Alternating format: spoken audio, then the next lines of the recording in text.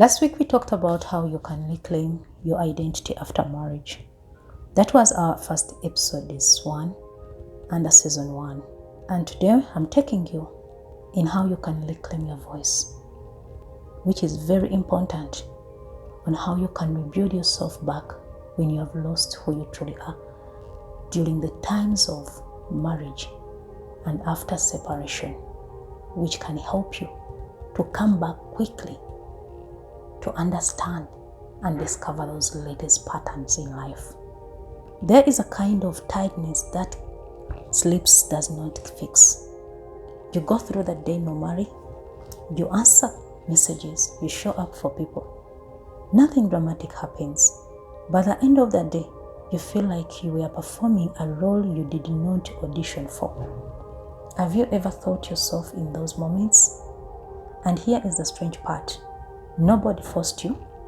You agreed, you smiled, you cooperated. So you can't even point that moment where something went wrong. You just feel absence from your own life. Sometimes we don't lose our voice loudly. We soften it slowly and slowly and slowly. Not because we are weak or we don't know what to do, but we want connection to stay safe, to stay in line. So the mind learned this quiet strategy. Adjust first, feel later. And after enough years, you don't notice you are doing it. You only notice the exhaustion that comes from living slightly away from yourself. Before I understood this, I used to think silence was kindness, was love. Back when I was building my work, designing every day, I trusted my reactions. I knew what I liked quickly. I chose colors without even second guessing them. The designs, the beauty of what I really wanted. But when life started changing, shifting, when expectation, relationship, and belonging became louder than my own rhythm, I began editing myself in small ways, not dramatic sacrifices, just little ones that looked reasonable, and they added up. So, let me walk you through what this actually looks like.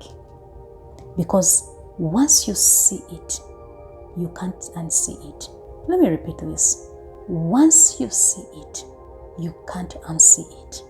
And our first sign is more of conversation. You start saying yes when your body hesitates. Someone asks for your time. Your mouth answers before your mind checks in. You even hear yourself agreeing and think, why did I say that? Am I right? But it feels easier than explaining a no. So you carry the extra weight quickly, not because you wanted to, but because you didn't want distance between you and them. And the second sign is more of gentle but very clear in our lives today. You stop expressing emotional clearly. You feel hurt, but translate it into, I'm calm. You feel overwhelmed, but present it as capable. You convince yourself you are being mature, but inside feelings don't disappear. They wait, and waiting feelings become heaviness you cannot even name. Third sign, you apologize constantly, not just for mistakes, for taking space, for asking questions, for needing clarification. You say sorry when someone bumps into you. It sounds polite on the outside, but when it comes internally, it teaches your mind my presence requires forgiveness. Then pleasing becomes automatic. You scan reactions before speaking. You adjust your tone depending on the mood in the room.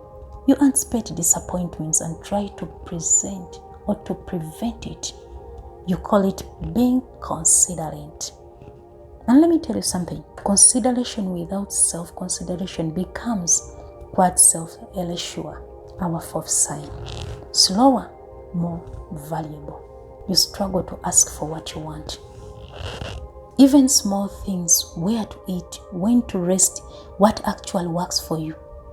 The request stays in your throat because you already imagine the inconvenience, so you adapt instead.